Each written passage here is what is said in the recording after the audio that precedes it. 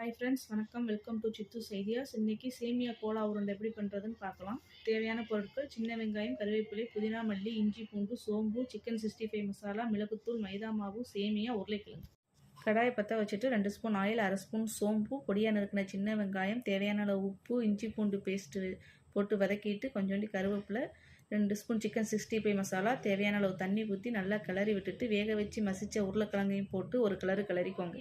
புதினா, மல்லிச்செடியை போட்டு நல்லா கிளறிட்டு அடுப்பை ஆஃப் பண்ணிடுங்க. உருளைக்கிழங்கை டிப் பண்ணி எடுக்கிறதுக்கு 1 கப் மைதா மாவு, 1/2 டீஸ்பூன் மிளகுத்தூள், தேவையான அளவு உப்பு, தேவையான அளவு தண்ணி ஊற்றி பேஸ்ட் மாதிரி மிக்ஸ் பண்ணி தனியாக எடுத்து வச்சுக்கோங்க. உருளைக்கிழங்கு நல்லா ஆறி வந்துருச்சு. அதை சின்ன சின்ன உருண்டைகளாக ஊற்றி தனியாக எடுத்து வச்சுக்கோங்க.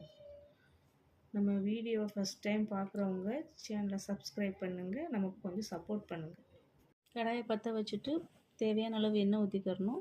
உருளைக்கிழங்கு உருண்டைகளை எடுத்து மைதா மிக்சிங்கில் டிப் பண்ணிவிட்டு உதுத்த சேமியாவில் ஒரு பிரட்டி எடுத்துகிட்டு அந்த எண்ணெயில் போட்டுருணும். நல்லா ஒரு பிரட்டி வைக்கோங்க. பொன்னிறமாக வந்ததும் அதை வெளியில் எடுத்துக்கலாம். நல்ல சுவையான கோலா உருண்டை ரெடி.